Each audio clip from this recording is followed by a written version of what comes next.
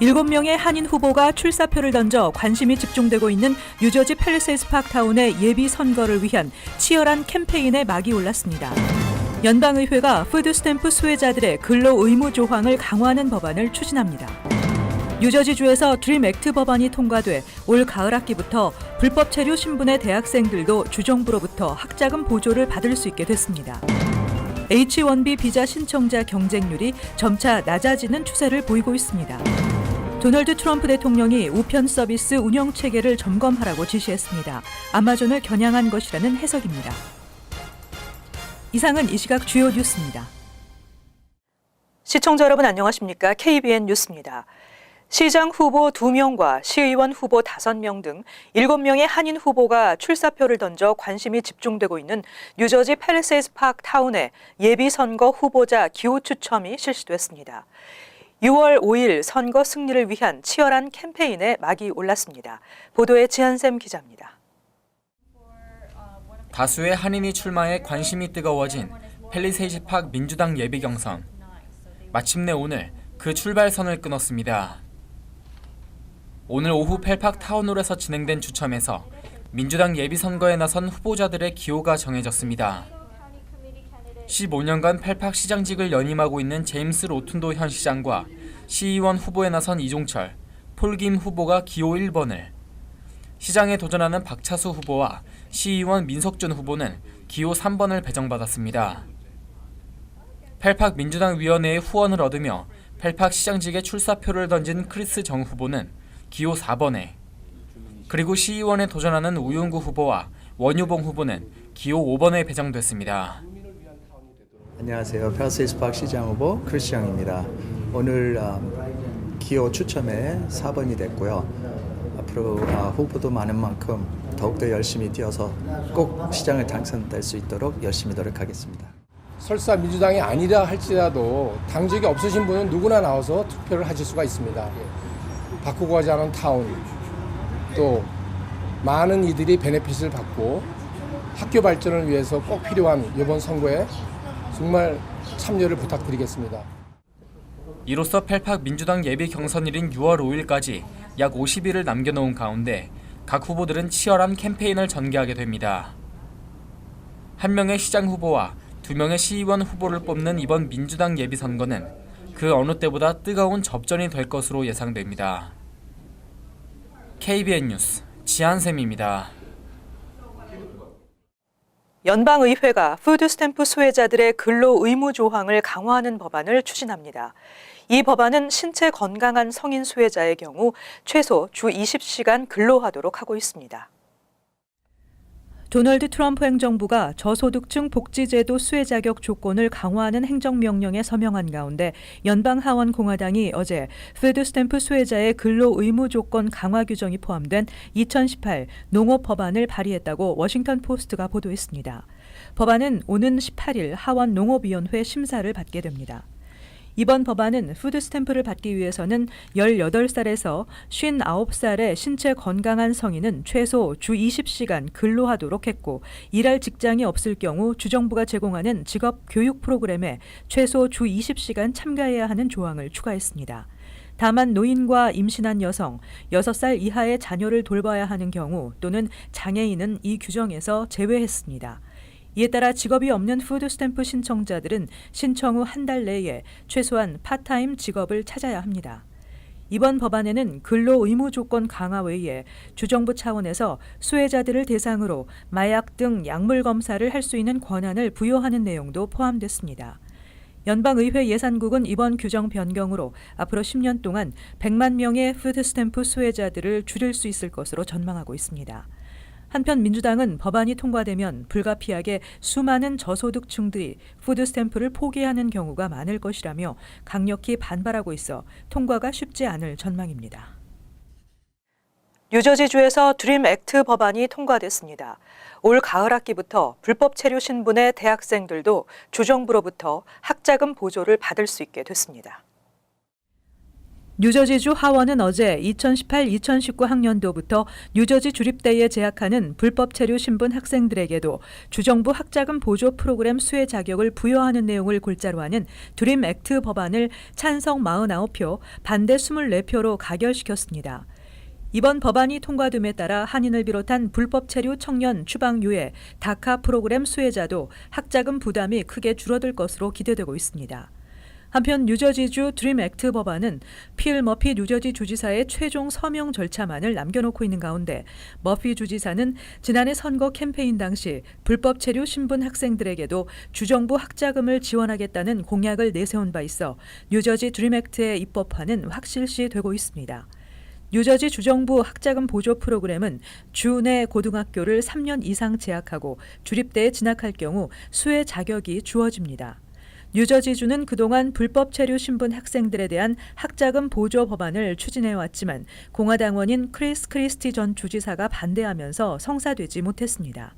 한편 뉴욕주 의회에서도 드림 액트 법안이 하원을 통과해 상원에서 계류 중이지만 공화당이 다수당인 상원에서 통과가 불확실한 상황입니다. 뉴욕 드림 액트는 지난 2012년 첫 발의된 후 7년째 주 상원의 벽을 넘지 못하고 있습니다. 2019 회계년도 H-1B 비자도 신청자가 많아 사전 접수가 5일 만에 마감됐지만 신청자 경쟁률은 점차 낮아지는 추세를 보이고 있습니다.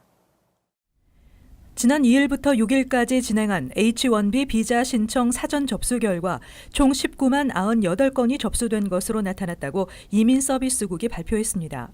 이에 따라 학사용 6만 5천 개, 석사용 2만 개의 연간 쿼터에 포함되기 위한 경쟁률은 2.24대 1로 지난해 2.34대 1에서 소폭 낮아졌습니다. 2016년에는 3대 1의 경쟁률을 기록한 바 있습니다. 이민서비스국은 또 접수된 신청서의 심사 대상자를 뽑는 컴퓨터 추첨이 11일 완료됐다고 밝혔습니다. 추첨에서 떨어진 신청서와 수수료는 곧 반송될 예정인데 다만 금지하고 있는 중복 신청 사실이 드러날 경우에는 신청서와 수수료를 반환하지 않습니다. 또 당첨자 서류에 대한 심사는 빠르면 5월 말쯤 알 수 있을 것으로 예상됩니다. 이민서비스국은 이번 추첨과 관계없는 H-1B 비자 연장, 변경 신청이나 연간 쿼터에 포함되지 않는 신청은 계속 접수합니다. 법무부가 추방 대상 이민자들에게 추방 재판 절차와 법적 권리 등을 안내하는 법률 지원 프로그램을 중단한다고 밝혔습니다. 이민심사행정국이 2003년부터 추방 재판에 회부된 이민 구치소 수감자에게 법률 서비스를 제공해온 리걸 오리엔테이션 프로그램을 이달 말로 중단한다고 밝혔습니다. 이 프로그램은 18개 비영리 단체가 법무부의 예산 지원으로 이민 구치소 수감자들을 방문해 개별 또는 그룹 상담을 통해 추방 재판 절차와 법적 권리 등을 안내하는 것으로 지난해에만 10여 개 주에서 5만 3천여 명의 이민자에게 서비스를 제공한 바 있습니다. 한편 이 프로그램의 중단은 예산 부족을 겪고 있는 법무부가 이 프로그램에 대한 예산 지출 효율성을 재검토하기로 한 데 따른 것입니다. 반면 이민자 권익 옹호 단체들은 이 프로그램이 구치소에 수감된 이민자들에게 생명줄과 같은 것이라며 중단 결정에 크게 반발하고 있습니다. 임시 연장으로 유지돼 온 투자 이민 프로그램의 개혁안이 올해 안에 마무리될 가능성이 커졌습니다. 투자금 하한선이 대폭 인상되고 조건을 강화하는 등 투자 이민의 문턱이 크게 높아질 것으로 예상됩니다. 연방의회 내 투자이민 개혁론 의원들은 지난 5일 국토안보부에 공개 서한을 보내 지난해 1월 발표했던 투자이민 현대화 방안을 조속히 마무리 짓도록 강력히 촉구한 것으로 알려졌습니다. 이 방안에 따르면 리저널 센터 투자이민의 투자금 하한선을 50만 달러에서 135만 달러로 170% 이상 올리고 일반 투자이민도 100만 달러에서 180만 달러로 올리는 내용입니다. 또 리저널 센터에 대한 규제와 허가 조건을 크게 강화하는 개혁 조항들도 포함되는 등 전반적으로 투자 이민 문턱을 크게 높이도록 돼 있어 국토안보부의 현대화 방안이 실행되면 투자 이민의 붐이 꺾이게 될 것이라는 전망도 나오고 있습니다. 현행 50만 달러 투자 이민이 미 시민권을 헐값에 판매하는 것이라는 비판이 적지 않아 최종안이 나올 경우 연방의회가 이를 승인하게 될 가능성이 높은 것으로 예상되고 있습니다. 투자금 하한선 인상과 함께 투자 이민 규제도 강화될 것으로 보여 미 투자 이민 업계에서는 중국, 한국, 베트남 등 투자 이민 신청이 많은 국가들을 돌며 투자 이민을 서둘러 신청하도록 재촉하는 다양한 투자 이민 세미나를 개최하고 있는 것으로 알려졌습니다. 투자 이민의 90% 이상을 차지하고 있는 리저널 센터 투자 이민의 투자금 하한선 50만 달러는 OECD 국가들 중 최하위 수준입니다. 도널드 트럼프 대통령이 우편 서비스 운영 체계를 점검하라고 지시했습니다. 아마존을 겨냥한 것이라는 해석입니다. 트럼프 대통령은 어제 USPS의 정책을 점검 보고하는 태스크포스를 결성하라는 내용의 행정명령에 서명했습니다. 태스크포스는 소포, 화물 배달 시장에서 USPS의 가격 정책 등을 연구하고 120일 이내에 보고서를 제출하게 됩니다. 트럼프 대통령은 USPS의 재정 경로는 지속 가능하지 않다며 세금에 기반한 서비스의 파산을 막기 위해서는 구조 조정이 필요하다고 밝혔습니다. 행정명령은 특별히 전자상거래업체 아마존을 언급하지는 않았지만 최근 몇 달 동안 트럼프 대통령이 아마존을 반복적으로 비난해온 점 등을 고려할 때 이번 조치 역시 아마존을 겨냥한 것이라는 해석이 지배적입니다. 트럼프 대통령은 아마존이 USPS를 이용해 싼 값에 소포와 화물을 배송하면서 수십억 달러에 이르는 배송 비용은 미국 납세자가 부당하게 부담한다고 주장해왔습니다. 그러나 이러한 주장은 설득력이 떨어진다는 게 전문가들의 지적입니다. 지난 몇 년 동안 USPS가 손실을 기록한 것은 사실이지만 전자상거래 시장이 커지면서 소포와 화물 배달 서비스의 매출은 두 자릿수 증가를 기록했습니다. 뉴욕시가 매년 실시하는 위생검사에서 A 등급을 받은 한국 식당들이 지난해에 비해 줄어들었습니다. 한국 식당들의 위생 등급이 뉴욕시 전체 식당의 평균에 미치지 못했습니다. 미주 한국일보가 어제 뉴욕시 보건국의 자료를 분석한 결과 뉴욕시의 한국 식당으로 등록된 업소는 총 277개로 이 중 A 등급을 받은 곳은 217곳으로 전체의 78%를 차지했습니다. 지난해 86%의 한국 식당이 A 등급을 받은 것에 비해 8%포인트나 떨어졌고 뉴욕시 전체 26,386개 식당의 84%가 A 등급을 받은 것에 비해 6%포인트가량 미달하는 것입니다. B 등급을 받은 한국 식당의 수는 28곳이었으며 C 등급은 3곳이었습니다. 한국 식당의 위반 사항들로는 음식물 보관과 온도 규정 위반, 플러밍 등 배수시설 불량, 날파리나 바퀴벌레, 쥐 등의 흔적 발견, 조리기구 관리 소홀 등입니다. 온도 규정도 매년 자주 적발되는 위반 사항입니다. 핫푸드는 140도 이상, 콜드푸드의 온도는 41도 이하, 훈제 생선은 38도 이하를 유지 보관해야 합니다.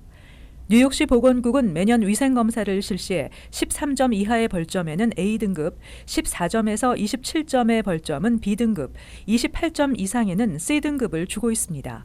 한편 보건국은 오는 17일 브루클린 세인트 프랜시스 칼리지를 시작으로 5개 보로에서 위생교육 워크숍을 실시합니다. 5월 16일에는 퀸즈보로청, 5월 29일과 6월 20일에는 맨하탄 보로 빌딩과 예시바 대학에서 열립니다. 브롱스와 스테튼 아일랜드에서는 6월 13일과 27일 각각 호스토스 커뮤니티 칼리지와 칼리지 오브 스테튼 아일랜드에서 열립니다. 지난달 뉴욕시 대부분의 지역에서 주택 렌트비가 큰 폭으로 하락했습니다. 일정 기간 렌트비 프리 등의 면제를 주는 건물주들이 늘어나고 있기 때문입니다.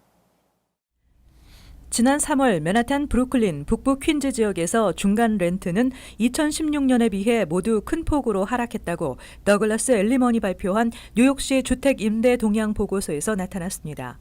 이 같은 원인은 세입자에게 브로커 수수료나 일정 기간 렌트 면제 등의 컨세션 혜택을 주는 건물주들이 크게 늘어났기 때문으로 분석되고 있습니다. 특히 북동부 퀸즈의 경우 건물주의 컨세션 혜택을 받은 신규 주택 임대 비율이 전체의 63.3%로 2016년보다 20.6%포인트나 상승해 신규 주택의 중간 렌트는 2,559달러로 1년 전 같은 기간에 2,734달러와 비교해 6.4%나 하락했습니다. 맨하탄도 렌트가 전반적으로 하락했습니다. 지난달 중간 렌트는 3,290달러로 전년 같은 기간에 비해 3.2% 하락하며 6년 반 만에 가장 큰 감소폭을 보였습니다.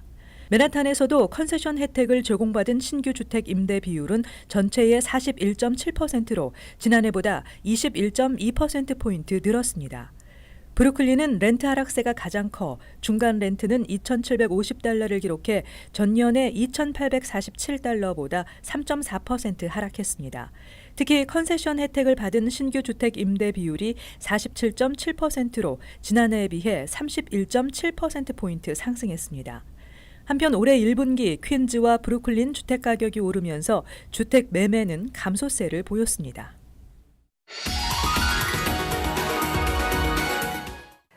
이어서 LA 지역 한인사회 소식입니다. LA 기관과 한인단체가 힘을 합해 한인들의 취업 돕기에 나섰습니다. 단순한 일거리가 아닌 취업을 돕는 전문적인 교육 프로그램을 운영합니다. 홍지은 기자가 전해드립니다. 한인들에게 취업 교육과 구직 기회를 제공하는 프로젝트가 LA시에서 진행됩니다. 비영리 단체 페이스와 LA시 기관들이 주관하는 API 잡스 프로그램은 일자리를 찾는 아시안 커뮤니티 주민들에게 맞춤형 취업 알선을 제공하고 있습니다. 특히 올해는 LA시 공무원들이 대거 은퇴할 것으로 예상되면서 구직자들에게 더욱 많은 취업 기회가 제공될 것으로 보입니다. 시리 자체에서는 46% 이상 올해 은퇴 나이가 됐다고 합니다. 그리고 또 메트로는 LA 메트로는 40% 거의 은퇴를 하고 그래서 여러 가지 좋은 기회가 있는데 많은 한인들이나 에이전들이 이런 그 기회를 몰라서 저희가 알리는 기회를 만들었습니다. 일자리 제공뿐만 아니라 구체적인 취업 방법과 교육 프로그램도 제공됩니다. 공무원 시험을 거치지 않고 LA시 기관에 취업할 수 있는 방법은 물론 비숙련 지원자들에겐 업무 교육도 진행됩니다. One is the vocational worker and the other one is for clerical workers. Vocational worker can be trained to be a gardener, a landscaper, and then the clerical worker can work in an office and then work their way up. Either way, whichever path you choose, you eventually become part of the civil service system, so you can compete for other jobs. You have a career without limitation. 이외에도 관계자들은 최근 LA에서 호텔 개발이 활발히 진행되면서 관련 분야에 대한 전문 인력 양성 프로그램도 실시하고 있다고 덧붙였습니다.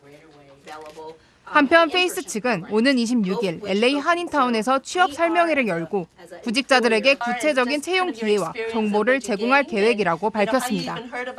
MBC 뉴스 홍지은입니다. 캘리포니아주를 3개 지역으로 분리하자는 내용의 발의안이 결국 주민투표에 붙여질 전망입니다. 캘리포니아주를 캘리포니아주, 남가주, 그리고 북가주 등으로 분할하는 이른바 캘3 움직임을 주도한 벤처 투자자 팀 드레이퍼는 지난해부터 서명 운동을 진행한 결과 오는 11월 중간선거에서 캘리포니아 분리안을 상정시키기 위한 서명수를 확보했다고 밝혔습니다. 드레이퍼는 이번 안건이 주민투표에 붙여지기 위해 필요한 서명보다 23만 4천여 표 이상을 추가로 받았다며 이에 대한 자료를 다음 주쯤 선거국에 제출할 계획이라고 덧붙였습니다.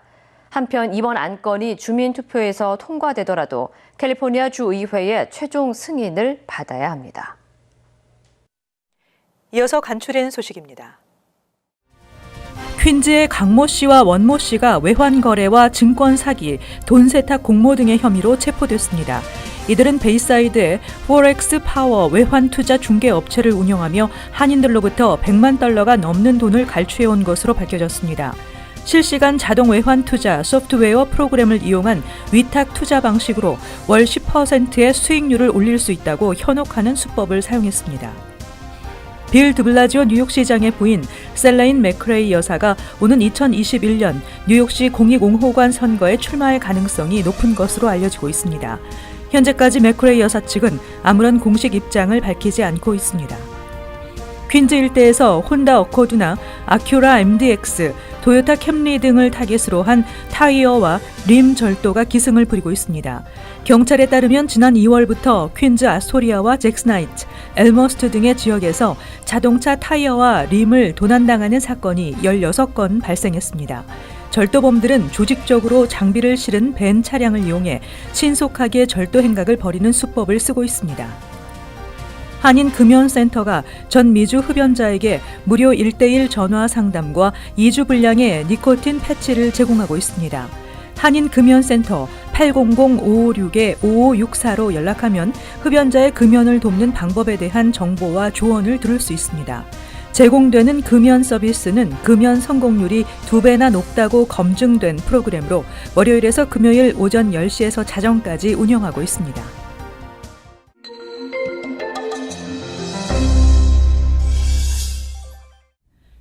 뉴욕 총영사관은 어제 뉴저지 한인회관에서 진행된 순회 영사 업무를 통해 여권 갱신, 공증, 병역, 국적 상실, 국적 이탈 등 모두 270건의 업무를 처리했습니다.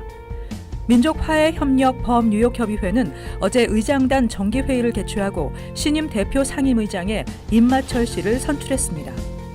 리즈마 아트 프로그램 학생들이 지난 11일 롱아일랜드 대학 틸레스 센터에서 열린 미술전 시상식에 참가했습니다.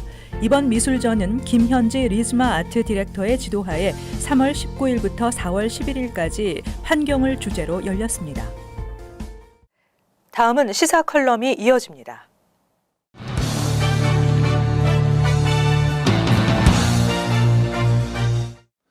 여러분 안녕하십니까? 민주평화통일자문회의. 보통 일반인들은 민주평통이라든가 또는 평통이라고 말합니다. 이 평통은 국민의 동일 의지와 역량을 결집해서 민족의 염원인 평화통일을 구체적으로 실천하고자 시대적 상황과 국민적 여망으로 지난 1980년에 범국민적 통일기구로 출범을 한 대통령 직속 자문기구입니다. 해서로는 어느덧 38년이라는 짧지 않은 역사를 가지고 있습니다.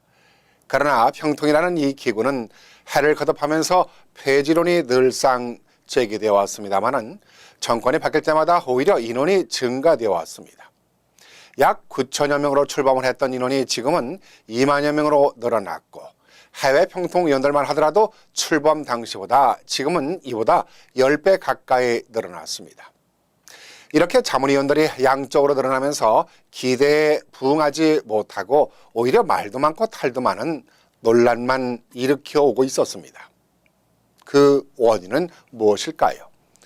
조국의 민주적 평화 통일을 위한 확고한 의지와 통일 과업의 수행에 기여할 수 있는 인물들로 구성했다고 하지만은 이러한 국민적 통일 정책에 부응하지 못하고 있기 때문이 아닌가 분석이 됩니다. 통일 정책 활동을 제대로 하지 못하다 보니 당연히 자질론까지 대두되고 있는 실정이기도 하고 이뿐만이 아니라 지역의 임원들을 선정하는 데 있어서도 낙하산 인사라는 논란이 끊임없이 제기되어 오면서 오히려 동포사회를 불신케 하고 있는 원인도 논란 중에 하나가 아닌데 싶습니다. 그럼에도 불구하고 평통의 존재는 계속해서 지속되고 있는데요. 계속해서 미달 수준을 보이고 있는 평통위원들의 혼란을 동포들은 언제까지 지켜봐야 하는지 답답한 마음뿐입니다. 불신을 받고 있는 평통위원들은 사실상 자질론에 있어서 누구나 자유로울 수 없을 겁니다. 이제 불신을 털어버리고 진정한 평통위원으로 역할을 하고자 한다면 화합을 도모하고 취지에 맞는 활동에 전념하도록 해야 하지 않을까 생각합니다. 더욱이 남북 정상회담과 북미 정상회담이라는 중대하고도 역사적인 회담들이 눈앞에 와 있습니다.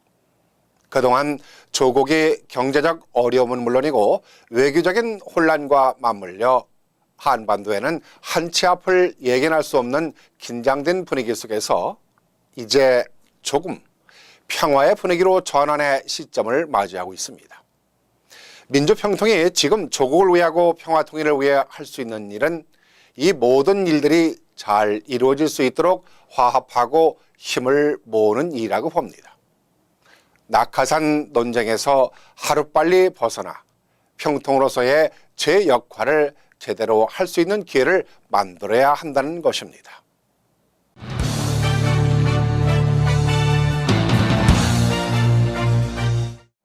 계속해서 환율과 증권 소식입니다.